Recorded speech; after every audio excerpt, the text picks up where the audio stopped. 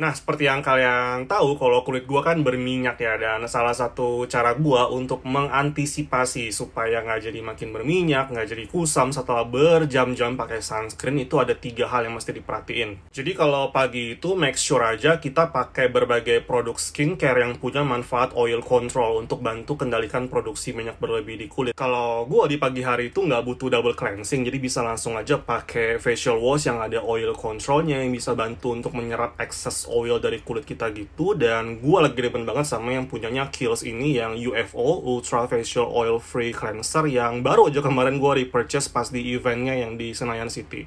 Kalau secara tekstur ini termasuk cleanser yang creamy, dan dia isinya itu ada mengandung kaolin clay, salicylic acid, dan berbagai ekstrak tanaman gitu yang bisa bantu untuk merawat tampilan pori-pori. Dan finishnya ini menurut gue dia bikin matte, tapi yang bukan kayak ketarik kenceng gitu. Nah, kalau kalian pengen nyobain produk ini ataupun skincare Kiehl's yang lainnya dengan harga yang spesial, kalian bisa langsung aja meluncur ke Senayan City Jakarta, karena di sana masih berlangsung eventnya Kiehl's cuma sampai 12 Maret ini doang, dan all itemsnya itu diskon 20% dan masih ketambahan banyak banget freebiesnya. Dan sedangkan untuk tonernya sendiri, gue itu prefer pakai yang namanya Micro Exfoliating Toner yang dia mengandung salicylic acid dan bisa digunakan setiap hari gitu, which is punyanya La Roche-Posay ini yang Evaclar Lotion. Dia ini beneran bikin bebas kilap seharian, terus pori-pori tuh kayak tersamarkan. Dan berhubung dia ini adalah Micro Exfoliating Toner, jadi pemakaiannya itu tetap harus pakai kapas. Jadi botolnya botol tuang dan secukupnya aja buat semuka dan untuk sekali pengaplikasian gitu. Dan sekalian ya, gue mau remind juga nih, kalau yang namanya produk-produk oil control itu bukannya kita mau menghilangkan 100% minyak alami dari kulit, tapi melainkan lebih ke arah gimana caranya kita mengendalikan produksi minyak berlebih tersebut. Jadi memang lebih ke arah how to balance it gitu, karena kita tetap butuh sebumnya itu. Terus hal yang kedua yang mesti diperhatiin adalah tentang yang namanya polusi udara yang bisa bikin kulit jadi kusam juga. Dan salah satu tips untuk bantu mengatasinya itu adalah dengan pakai yang namanya serum antioksidan. Udah sering juga bahas tentang antioksidan ini, jadi intinya adalah dia ini punya manfaat segudang, dari mulai untuk anti-aging, brightening juga, karena sifatnya itu adalah protektif. Dia bisa bantu kulit kita untuk menangkal bahaya radikal bebas. Untuk jenis antioksidan sendiri itu udah banyak banget bahan aktifnya, dan yang paling favorit sejuta umat dan yang paling proven sampai sekarang itu adalah vitamin C. Tapi ada 2 hal yang berbeda nih, vitamin C murni sama yang namanya turunan vitamin C. Kalau yang vitamin C murni, dia ini merupakan bentuk aktifnya guys, jadi bisa langsung bekerja di kulit kita, tapi kekurangannya adalah dia ini gampang banget rusak, gampang teroksidasi, dan resiko iritasinya itu jauh lebih tinggi. Sedangkan kalau yang turunan vitamin C ini jenisnya ada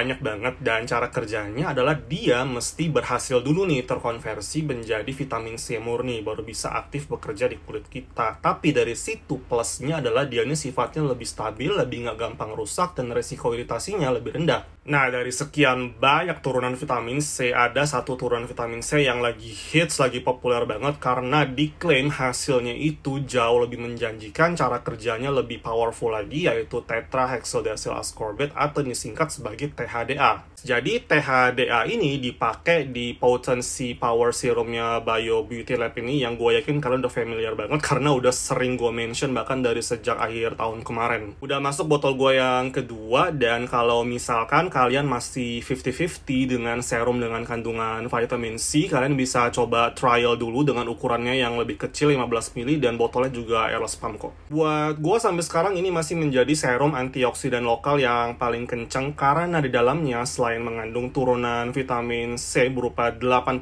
tetrahexyldecyl ascorbate-nya, dia juga mengandung ferulic acid, ada tocopherolnya juga alias vitamin E yang bikin manfaat antioksidannya itu berkali-kali lipat. Dan gue biasanya 2 full pump sudah cukup banget buat semuka gitu, dan kalau kalian perhatiin dia teksturnya lumayan runny ya. Dan saat kalian apply aja itu udah terasa banget, dia ada kayak bau-bau herbal yang calming gitu, nggak annoying. Diratainnya pun juga gampang dan nggak perlu digosok sana sini, dia nggak bikin peeling. Dan dari awal gue pakai sampai sekarang pun itu nggak ada kayak sensasi tingling, cekat-cekit, jadi kayak panas ataupun burning, itu nggak ada sama sekali. Dari pemakaian rutin yang udah mau habis 2 botol ini pun gue udah bisa ngelihat complexion kulit kayak lebih hidup ya, lebih bernyawa gitu, lebih cerah, lebih sehat menyeluruh. Udah gitu kemasannya pun dia juga airless pump dan opak ya, jadi isinya itu memang jauh lebih stabil, nggak gampang oksidasi. Jadi gini, ini kan isinya 30 mili dan lebih kurang bisa buat sebulan lah ya. Dan selama sebulan itu gue merhatiin dia nggak ada perubahan warna, tekstur, ataupun bau. Padahal gue nggak kulkasin, gue cuman simpen di suhu ruangan dan dijauhin dari sinar matahari langsung.